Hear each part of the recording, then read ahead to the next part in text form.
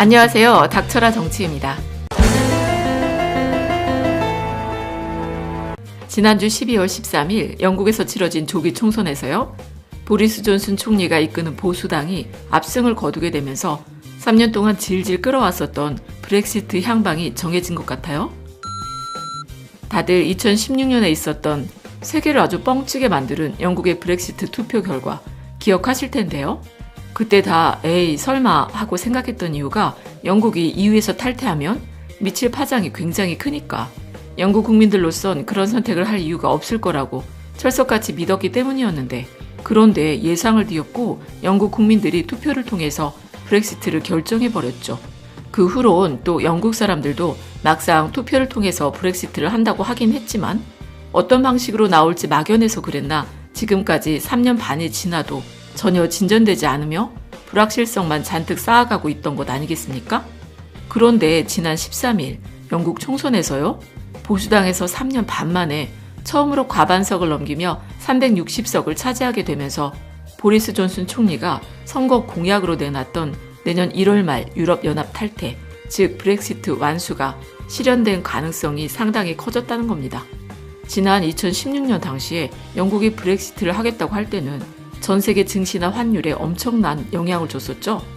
하지만 반대로 이번엔 탈퇴가 거의 확실시 되니까 불확실성이 해소가 되면서 증시랑 환율이 또 올라가는 모양을 보이기도 하는데, EU에서도 영국의 보수당이 압승하는 걸 보고선 본격적으로 브렉시트 준비 작업에 나설 모양새를 보여주고 있어요. 더구나 EU 입장에서는 이제 브렉시트가 어느 정도 확실한 게 됐으니 최소한 노딜 브렉시트는 막아야 하는 것 아니겠습니까? 그래서 내년 말까지로 예정된 브렉시트 전환 기간을 좀 더 연장하자는 요청을 영국 측이 할 건지에 대해서 EU가 검토 중이라는 보도가 속속 나오고 있는데, 참고로 브렉시트 전환 기간은 한 차례에 한해서 1년에서 2년간 할 수가 있는데, 이건 EU와 영국이 모두 동의해야 가능하다고 합니다. 그리고 일단은 EU랑 영국이 내년 12월 말까지 브렉시트 이행을 늦춰놓기는 했는데, 그간에 있었던 영국의 국내 사정 때문에 논의가 거의 진행되지 않다가 이행 전환 기간을 늘려서 전환 기간 안에는 영국이 브렉시트를 하더라도 현재와 같은 조건으로 관세라든지 EU 이행금을 유지하고, 또 그 기간 동안은 향후에 EU와 영국 사이에 경제적 관계를 어떤 식으로 지속하게 될 건지 논의할 시간을 벌어놓겠다는 건데요. 하지만 보리스 총리의 말대로 영국이 내년 1월 말에 EU에서 탈퇴할 경우엔 이 전환 기간이 11개월 정도밖에 남지 않게 되니까 여러 가지 협상을 마무리하기에는 너무나 촉박하단 것이죠. 물론 강경파인 보리스 총리는 이 전환 기간은 연장할 계획이 없다고 누차 밝혀오긴 했어요. 그럼 영국이 브렉시트를 할 경우에 우리나라로서는 어떤 영향이 있는지 좀 더 생각해 봐야 할 텐데, 일단 수치상으로 봤을 때 제일 크게 다가오는 건 관세 아니겠습니까? 이제 영국이랑 통관하는 모든 나라는 별도의 무역 협정이 없다면 WTO 규정에 따라서 무역을 진행해야 하는데, 일단 가장 영향을 많이 받을 것으로 예상되는 게 농산물이나 자동차 산업입니다. 우선 소고기를 예로 들면은 영국이 소고기를 수출할 때 부위별로 관세가 다 다르긴 한데요. 갈비 부근 부위를 수출하게 되면 관세가 83.8% 부과되고요. 티본은 77.4%, 그렇게 관세가 가장 싼 부위도 36.1%를 내야 하니까 정말 어마어마한 수치인데요. 이건 영국 소고기는 이제 수출길이 막혔다고 봐야 할 정도 아닌가 싶어요. 그리고 또 심각한 문제는 영국으로 수출되는 소고기에도 같은 요율의 관세가 부과된다는 겁니다.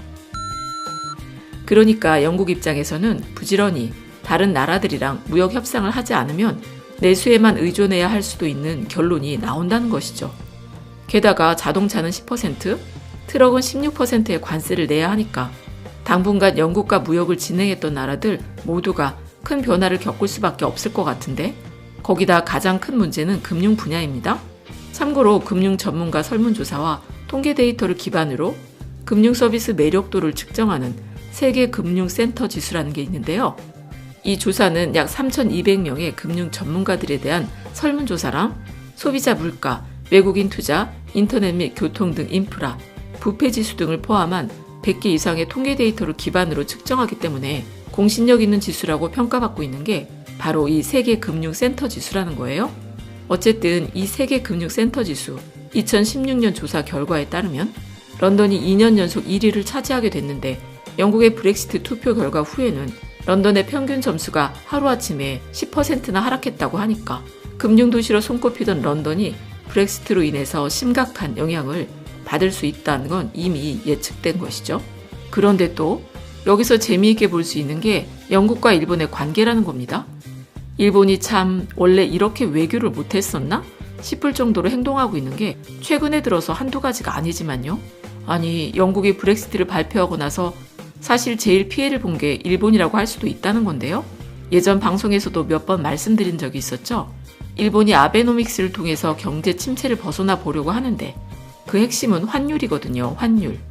그러니까 돈을 막 찍어내서 환율을 떨어뜨리고 그 힘으로 수출을 많이 해서 경제를 한번 살려보자 라는 생각이란 건데요. 하지만 영국이 브렉시트를 한다고 하니까 안전자산으로 파운드화나 엔화를 선택하던 세계 투자가들이 갑자기 파운드화를 버리고 엔화로 몰려들게 되면서 아베 정권이 생각지도 못했던 오히려 엔화가 엄청 폭등하게 되는 상황이 발생하게 됐어요. 그러니까 아베 입장에서는 얼마나 짜증이 나겠어. 그렇다고 뭐 남의 나라 일을 자기 마음대로 결정할 수도 없으니 그냥 받아들이고 난 후에 앞으로 어떻게 그 문제를 해결할지 생각을 해봐야 하는데 브렉시트 탈퇴 선거 후 영국의 메이저 전 총리가 영국에 법인을 둔 19개 일본 기업 관계자를 총리 관저로 초청해 EU 탈퇴 이후의 계획에 대해 설명하는 성의를 보였었거든요. 그렇게 일본 기업들이 EU 탈퇴 후에 관세 문제를 걱정하니까 오히려 메이저 총리는 말하길 EU 탈퇴 때문에 영국이 전 세계와 자유무역 협정을 체결할 기회가 열렸다며 강조했다는 겁니다.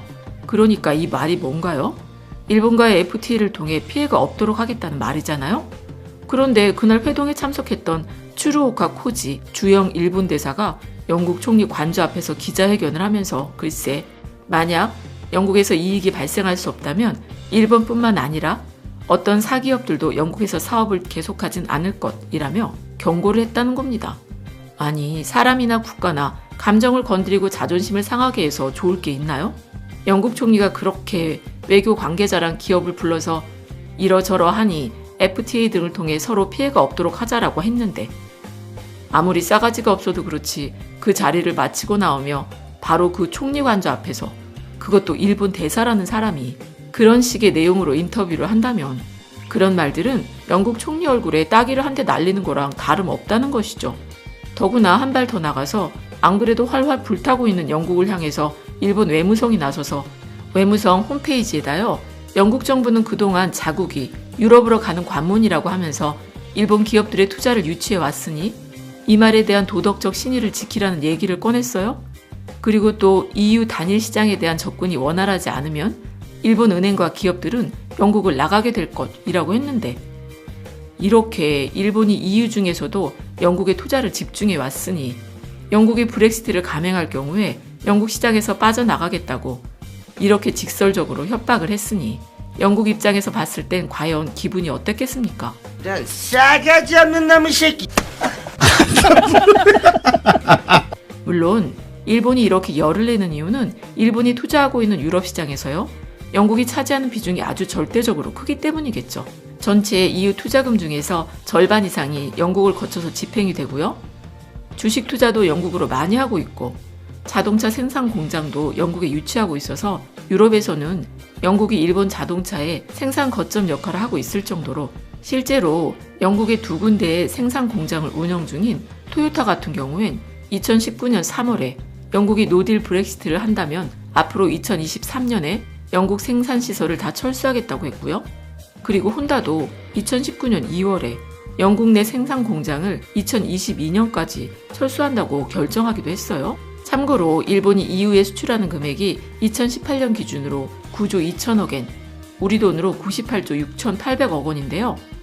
그 중에 자동차가 1위 수출품으로 전체 수출액 중에 25.9%를 차지하고 있어요. 금액으로는 2조 3,828억엔, 우리 돈으로는 25조 5,327억 원이니까 절대 적은 금액이 아니라는 겁니다. 그리고 앞에서 말씀드렸다시피 EU와의 통상액 중 상당 부분이 영국에 집중돼 있다고 하니까 영국과 아무런 무역 협정도 체결하지 못한 일본 입장에서는 마음이 아주 급하겠죠? 물론 지금 아베가 그런 거 신경 쓸 겨를이나 있나 모르겠지만 말이죠.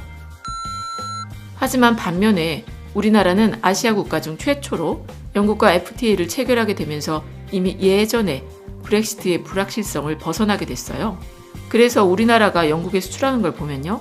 총액은 51억 2,544만 달러, 한화로는 6조 75억 원이고요.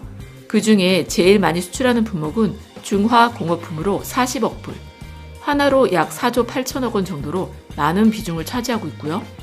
그리고 수출 품목 2위는 자동차 같은 수송 장비로 24억 달러, 한화로 약 2조 8천억 정도가 됩니다.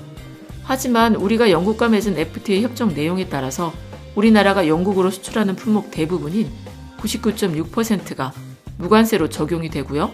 한국이나 영국 기업이 EU산 재료를 가지고 만든 제품도 한영 FTA 발효 후 3년까지는 영내산이랑 똑같은 취급을 받아요. 또 앞에서 영국에 수출하는 금액을 말씀드렸었잖아요.